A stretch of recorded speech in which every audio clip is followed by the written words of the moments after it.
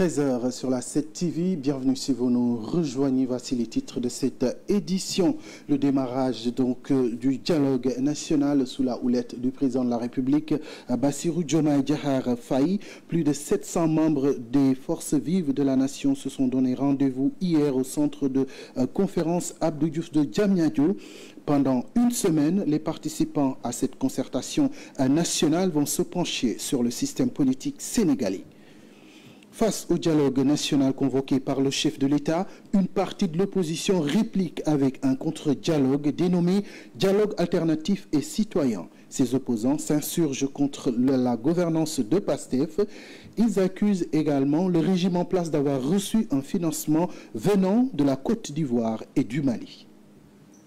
Le sport sera également au menu de cette édition avec le lion de la Teranga, Nicolas Jackson, qui devient le premier Sénégalais à gagner la Ligue Conférence, communément appelée la C4. L'ancien du Casa Sport a permis à Chelsea de remporter la finale devant le Real Betis avec 4-1, avec son troisième but donc de la saison en C4 et le 13e, toute compétition confondue. Voilà pour le sommaire, le développement dans une poignée de secondes.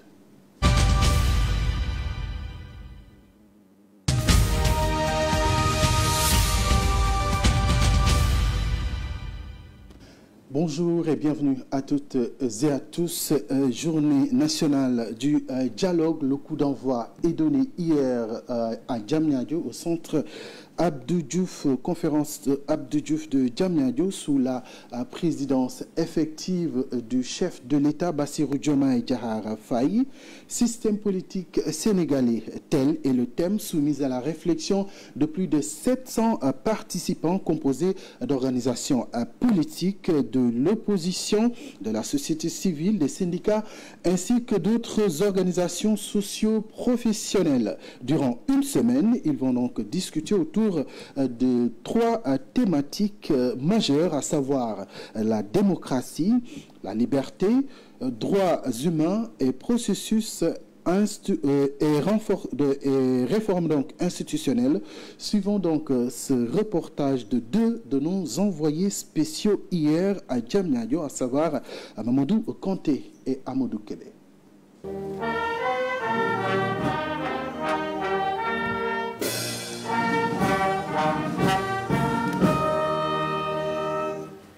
Après les assises de la justice tenues l'année dernière, le dialogue national revient sous le magistère du président Bassirou Diomaye Faye. Cette édition désormais ouverte est consacrée à une réflexion de fond sur le système politique du Sénégal. Ce dialogue en temps de paix nous enracine davantage dans la tradition continue de concertation et de préservation d'une paix sociale qu'il nous incombe de construire en permanence. L'opposition sénégalaise est largement représentée à ces concertations nationales, marquant ainsi son engagement dans ce processus de réforme. Nous, opposition républicaine, y prenons part, non par naïveté, mais par fidélité à nos principes. Nous sommes venus répondre par conviction. Et nous sommes venus répondre par devoir. Croyons au dialogue. Le dialogue, c'est un banquet du donner et du recevoir. Même si le parti APR a officiellement décliné l'invitation, certains de ses cadres ont tout de même pris part aux échanges. Je ne représente pas un parti. Je suis venu honorer l'invitation qui m'a été faite. Une participation assumée, accompagnée de propositions fortes sur les réformes à envisager. Nous appelons à un pacte national de pacification politique fondé sur la libération des détenus politiques. La Haute Cour de justice doit être réformée, car c'est la juridiction au Sénégal la moins performante. Pendant une semaine, partis politiques, sociétés civiles, syndicats et organisations socio-professionnelles vont débattre afin de dégager des consensus solides pour renforcer durablement la démocratie sénégalaise. L'histoire politique récente de notre pays nous commande de réformer pour la postérité. Réformer pour renforcer les acquis démocratiques et garantir davantage la stabilité de nos institutions. Réformer pour expurger de notre système électoral tous les germes de dissension, notamment entre pouvoir et opposition. Les conclusions issues de ces travaux en commission feront l'objet d'un rapport final qui sera remis au chef de l'État.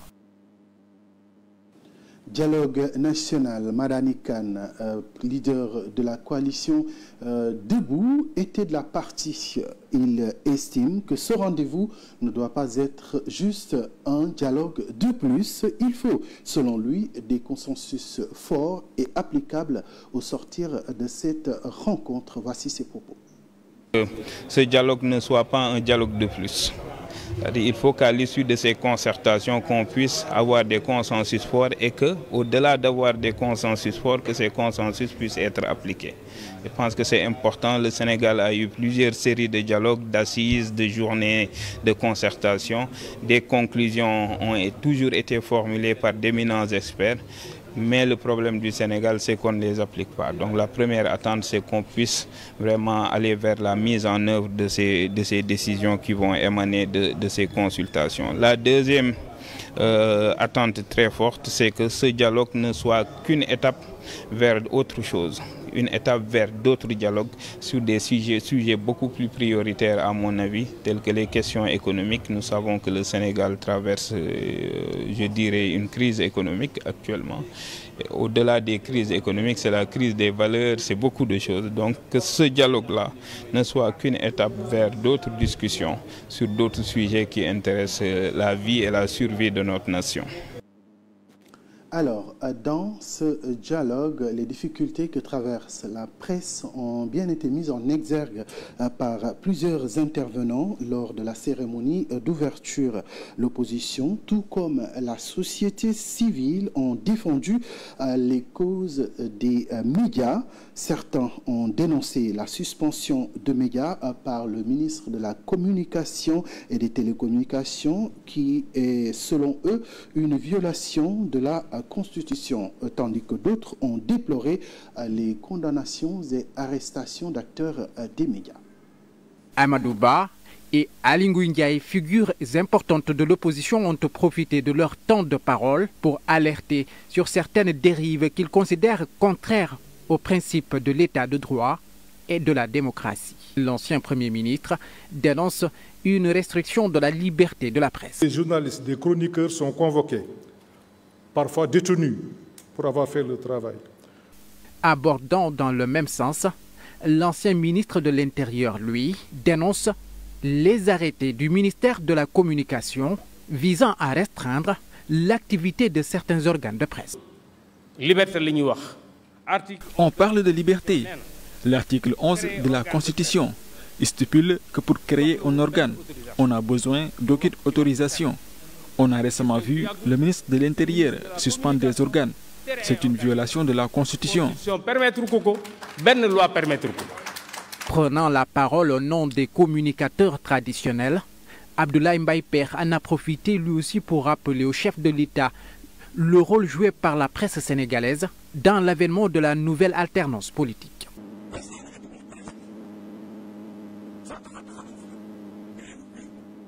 Président, aidez la presse. Les journalistes ont été dans tous les combats et vous ont soutenu lorsque vous étiez dans l'opposition. Et pourtant, aujourd'hui, ils sont persécutés.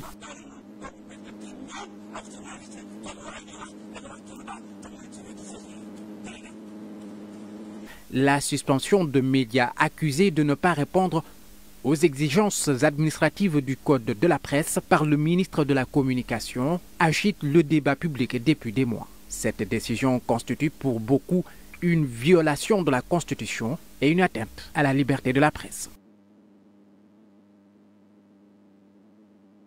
Un compte-rendu de Djibril Diallo et Issa Pouy, deux autres de nos envoyés spéciaux, hier à Diamniadio. Parlons à présent des points au menu des échanges. Certains ont dénoncé le point relatif au statut de l'opposition et au renforcement des pouvoirs du Premier ministre. C'est le cas de Fadel Barro, ancien membre du mouvement Y'en a marre et coordonnateur du mouvement Djamou Gori, qui a également répondu à l'appel du chef de l'État. Ses propos sont recueillis par Djibril Diallo. Nous avons connu des alternances démocratiques. Et ces alternances-là, c'est notre système politique qui l'a rendu possible. Donc il ne faut pas casser ces ressorts-là, que sont d'abord le principal pilier de la démocratie électorale, c'est la presse au Sénégal. Ensuite, l'impartialité de l'administration territoriale. C'est des acquis que nous avons qu'il ne faut pas casser. Mais aussi sur le plan politique, il ne faut pas non plus ouvrir une page de ce que je peux appeler la bicéphalité de l'exécutif. La bicéphalité de l'exécutif, c'est quand au sein d'un même pouvoir exécutif, on cherche à créer deux pouvoirs.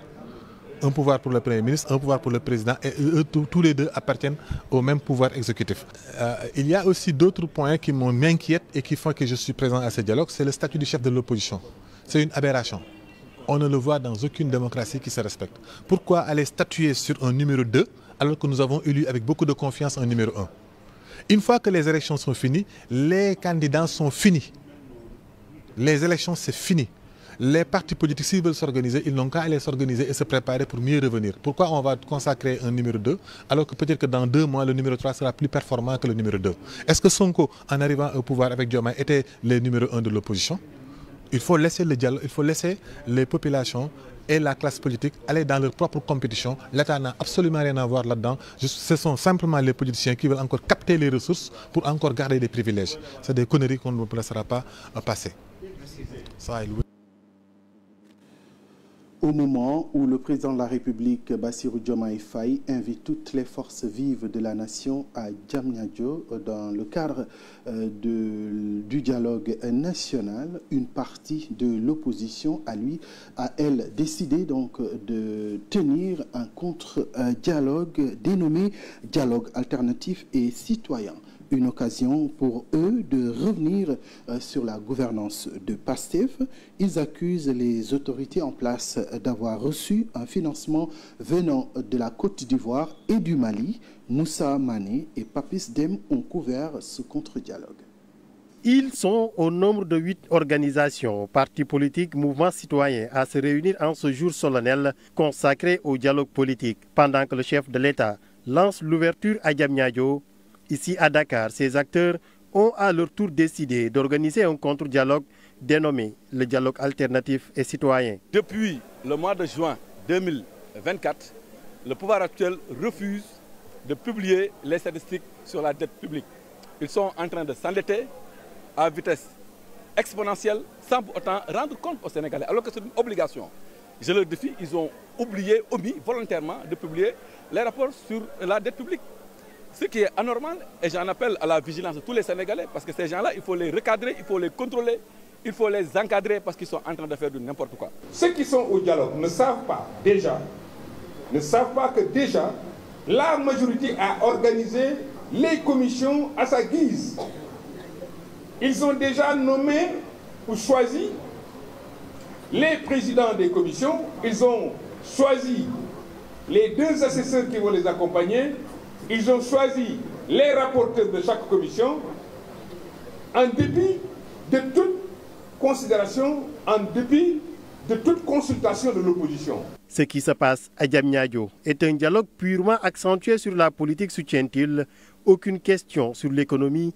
Ils sont levés pour nous dire qu'ils ont emprunté 196 milliards. Mais est-ce que les Sénégalais savent que sur les 196 milliards, 118 milliards proviennent de la Côte d'Ivoire. Mais ironie du sort aujourd'hui au Sénégal, si on est arrivé à une situation où c'est les particuliers ivoiriens qui sont obligés de perfuser l'État du Sénégal. Qu'aucune décision retenue là-bas ne nous engagera. Et d'ailleurs, moi, je vais même plus loin que cela. Je veux dire d'abord que le PASTEF nous a habitués à ne jamais tenir ses promesses. Le PASTEF n'est pas un parti souvent qui a sa parole cohérente par rapport à ses engagements d'hier. Comme on peut bien le constater au niveau de cette banderole, des images de détenus ou ex-détenus de l'actuel régime, des personnes poursuivies ou arrêtées pour divers motifs, comme pour dire on ne dialogue pas avec le couteau sur la gorge. Moussa Mané, retenons tout simplement que le lancement officiel du dialogue national hier à Diamniadio semble officialiser donc la division au sein de l'Alliance pour la République, alors que certains cadres du parti y participent. D'autres fidèles à Macky Sall ont décliné donc cette invitation du chef de l'État. Éclairage sur cette fracture au sein de l'ex-parti au pouvoir avec Ousmane Ba.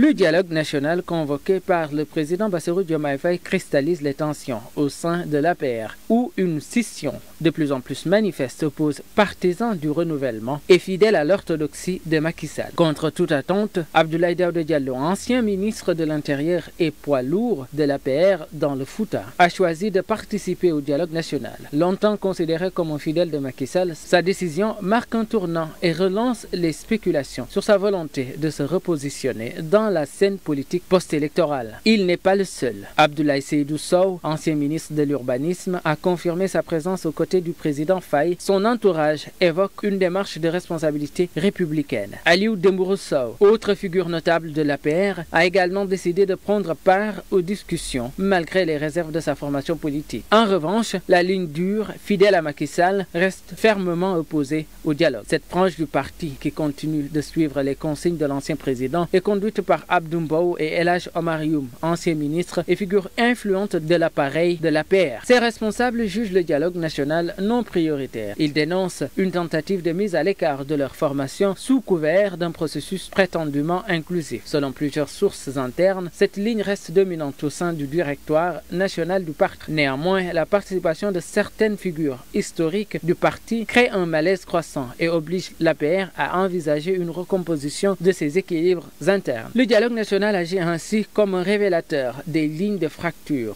au sein de l'APR. Le choix d'Abdoulaye Daouda Diallo, Abdoulaye Seydou Sow et Aliou Dembourou d'y participer ouvre la voie à une possible reconfiguration du parti, voire à la création d'un courant dissident, plus en phase avec les nouvelles réalités politiques. D'un côté, une aile conservatrice disciplinée suit Macky Sall dans une stratégie d'opposition ferme. De l'autre, un courant plus modéré, soucieux de préserver une place dans le jeu institutionnel, cherche à exister autrement dans le paysage politique sénégalais. Dans ce contexte, la question se pose. L'APR est-elle encore une formation? Et je donne ma langue au chat Ousmane Ba qui signe donc ce récit. Sénégal bi ñu bokk, c'est le nom du nouveau mouvement de Barthélémy Diaz. L'ex-maire de la ville de Dakar a choisi la date de l'ouverture du dialogue national pour, de son côté, procéder au lancement officiel de sa toute nouvelle plateforme politique. Avec cet acte, il confirme donc sa séparation avec Taxawu Sénégal de Khalifa Sall. Lors de la cérémonie, Barthélémy Diaz a lancé un appel à la conscience collective et à l'unité pour bâtir un Sénégal nouveau. Matar Bari et Pape Ibrahima Diop ont couvert la rencontre. La rupture est définitivement actée entre Barthélémy Diaz et Khalifa Sall. L'ancien maire de Dakar quitte le mouvement Taxawu et annonce dans la foulée la création de son propre mouvement. Ce mouvement, ce n'est pas le mien, il est vôtre. Il est à l'image de ce que nous voulons reconstruire. Un pays ouvert, une route droite. Je vous tends la main, pas pour diriger, mais pour guider et bâtir. Je vous invite à marcher à mes côtés, car ce pays n'a pas besoin de sauveurs, mais de tous ses enfants debout. Avec le mouvement Sénégal bi ñu bokk, Barthélémy Diaz démarre une nouvelle étape de sa carrière politique et décline son ambition pour le Sénégal. J'en appelle aux enseignants sans craie, aux médecins sans moyens, aux jeunes sans emploi, aux chômeurs, aux femmes sans justice, aux retraités sans repos. Et c'est pour vous que je lance ce mouvement. Un mouvement né de la fatigue d'attendre. Un mouvement qui porte un nom simple, mais immense, porteur d'espoir et d'avenir. Le mouvement Sénégal bi ñu bokk est un appel à la conscience collective et à l'unité pour un Sénégal plus juste. Je ne viens pas pour diviser, ni pour séduire. Je viens pour rassembler. Et ce n'est ni un discours, ni une promesse de plus qui recollera les morceaux.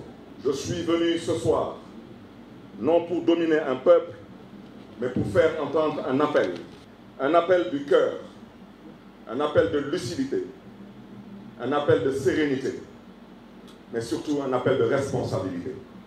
Lors de son face-à-face avec la presse, l'ex-député a dénoncé une mauvaise gestion du pays par le gouvernement actuel. Barthélémy Diaz insiste pour un changement collectif pour mettre un terme à la souffrance des populations.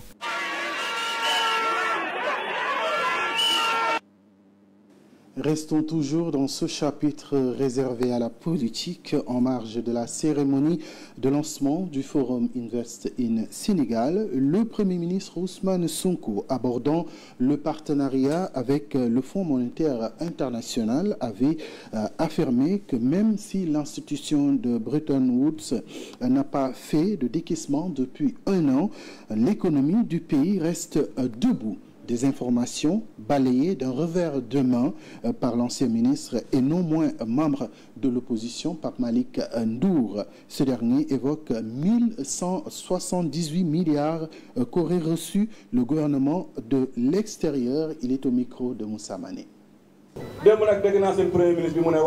Hier, j'ai entendu le Premier ministre déclarer qu'ils avaient les compétences nécessaires pour développer le Sénégal sans l'appui du FMI.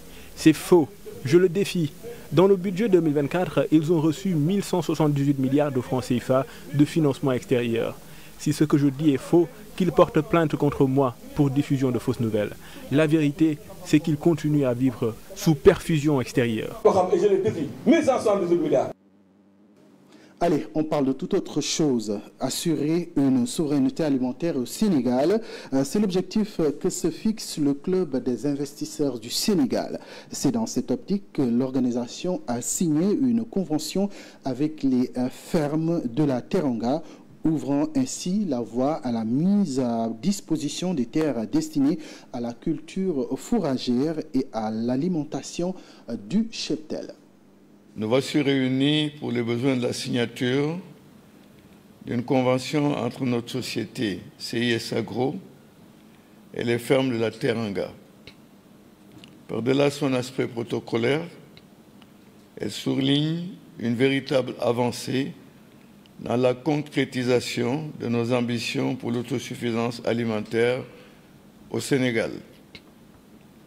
Il s'agit concrètement de mettre 400 hectares, je dirais même voire plus, déjà aménagés en pivot dans l'emprise des fermes de la Teranga à la disposition de CIS Agro pour la pratique de l'ensilage de maïs, de sorgho et autres spéculations afin d'assurer l'alimentation du bétail au Sénégal. Place à la religion, faut-il officialiser ou pas les dates religieuses? La question taraude les esprits en ce moment. Comme l'année dernière, le Sénégal va célébrer la fête de la Tabaski dans la désunion. En effet, les deux commissions d'observation du croissant lunaire ont annoncé 2 dates différentes. La coordination des musulmans du Sénégal a été le premier à communiquer. Dans une note, elle a fait savoir que le jour de Arafat sera le jeudi 5 juin et que, par conséquent, la fête de la Tabaski sera célébrée le lendemain, le vendredi 6 juin. Plus tard, dans un communiqué, la Commission nationale de concertation sur le croissant lunaire CONACOC a annoncé avoir observé le croissant lunaire dans plusieurs localités du Sénégal, marquant donc le début du mois de Dhul Hijjah. Par conséquent, ajoute la CONACOC, la Tabaski sera célébrée le samedi 7 juin sur le territoire national. Une fête, 2 dates donc pour le Sénégal, une désunion déjà remarquée lors du début et de la fin du dernier mois de Ramadan, remettant en premier plan la nécessité d'un cadre de discussion en vue d'un consensus sur l'officialisation des dates religieuses. En attendant donc d'avoir une Tabaski à l'unité, on va parler des préparatifs. À l'approche donc de la Tabaski, des commerçants de Keur Massar sont souvent victimes de vols dans leur lieu de vente. Pour éviter ce fléau, certains donc essaient de trouver des solutions à leur guise. Chacun donc y va avec sa manière. Les détails avec Bakary Cissé et Babalo. À quelques jours de la fête de Tabaski, le commerce bat son plein à Keur Massar. Certes, l'ambiance est bon enfant, mais des commerçants sont toujours victimes de cas de vol à l'approche de la fête. À l'approche de chaque fête, nous sommes souvent victimes de cas de vol. Ça nous arrive le plus souvent parce qu'il y a des gens qui viennent acheter, par contre d'autres sont de mauvaise foi, sont là juste pour essayer de voler. Pour être à l'abri de ces cas de vol dans cette boutique de tissus, c'est le contrôle total avec la caméra de surveillance.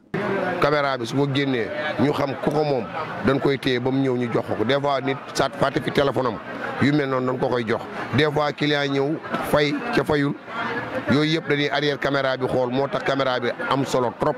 Non loin de là, l'on mise sur la vigilance. Une équipe est mise en place pour jeter un œil sur toute personne qui entre. À notre place, à l'heure actuelle, on n'a pas subi des cas de vol. On ne l'a pas subi ici parce que nous avons une petite boutique. Le voilà aussi, on a une équipe, il y a 4 garçons, une fille qui est notre patronne. Donc elle aussi, machallah, elle a un bon esprit. Donc elle veille surtout. Ailleurs, notamment sur les trottoirs, le souci c'est l'occupation anarchique. Ce jeune marchand ambulant dit ne pas avoir de choix. C'est pourquoi il vend ici. Nous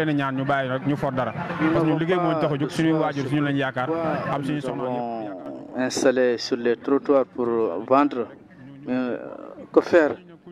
Ce n'est pas notre choix.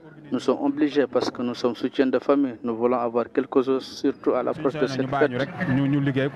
Pour la quiétude des populations, les forces de l'ordre veillent au grain. Les forces de l'ordre sont en train d'assurer la sécurité des populations et de leurs biens. Nous le voyons souvent ici. Les cas de vol sont souvent enregistrés dans les lieux de vente. Pour éviter ces cas, les caméras ne cessent de tourner. Avant de passer au sport, parlons de la fête de l'Ascension célébrée par la communauté chrétienne ce jeudi. Elle constitue donc le 3e volet de triptyque essentiel pour la foi chrétienne. Ce triptyque comprend la crucifixion de Jésus qui est commémorée le vendredi saint, sa résurrection fêtée le dimanche de Pâques et enfin son enlèvement au ciel 40 jours plus tard, qui est célébré donc ce jeudi.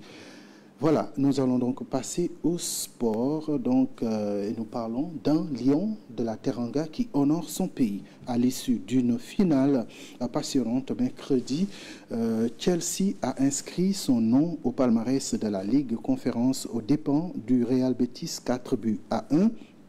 Mené donc d'entrée de jeu, les Bleus ont tout renversé en seconde période grâce notamment à un but de Nicolas Jackson qui laisse ses compatriotes Youssou Sabali et Nobel Mendy bredouilles. À la veille de la finale, l'entraîneur Enzo Maresca a tensé un peu Nicolas Jackson en ces termes. Je pense que Nicolas a une dette envers ses coéquipiers. Je suis sûr que demain, il fera un très bon match pour nous. En effet, l'attaquant sénégalais venait de vivre quelques semaines compliquées après une expulsion lors d'un match capital de championnat contre Newcastle. En bon lion de la Teranga, Nicolas Jackson a entendu et parfaitement répondu à son entraîneur. Longtemps sevré 2 ballons dans cette finale contre le Real Betis, le joueur de 23 ans, tout à l'image de Chelsea, s'est réveillé en seconde partie. L'ancien du Casa Sport a permis aux Blues de filer vers une large victoire 4-1. Avec son 3e but de la saison en C4 et le 13e toute compétition confondue, il devient ainsi le premier Sénégalais à gagner cette compétition. On change de discipline pour parler basket. La phase aller des Final 8 du championnat national féminin de basket s'est achevée ce dimanche au Stade Marius Ndiaye. Intouchable, c'est le mot qui résume le parcours de l'AS Ville de Dakar dans ce groupe C. Les quintuples championnes en titre ont signé un sans faute impressionnant. 3 matchs, 3 victoires avec des écarts significatifs et puis qui termine donc cette phase avec 6 points et une différence de plus de 121. Derrière elle, la Jeanne d'Arc de Dakar avec 5 points prend la deuxième place grâce à 2 succès. Flying Star avec 4 points malgré sa victoire contre le Jaraaf lors de la dernière journée termine 3e. Le club de la Médina avec 3 défaites et 1 goal average de -81 ferme la marche. Groupe D, le Duc mène la danse. Dans ce groupe, les Duchesses de Dakar University Club ont également imposé leur tempo. Le club universitaire a remporté ses 3 rencontres face au Saint-Louis Basket Club, CMT et Dibaloc pour un total de 6 points et une différence de plus de 57. Le Saint-Louis arrive en 2e position. Voilà. Et puis CMT arrive en 3e position. Voilà donc le point sur le championnat national du basket et c'est également la fin de cette édition. Merci à Moumar Sissé pour la coordination. Papa Sarr a assuré la mise en monde. Mesdames et messieurs, merci de nous avoir suivis. Excellente journée. Je vous retrouve dans quelques minutes pour le journal en Wolof. Merci.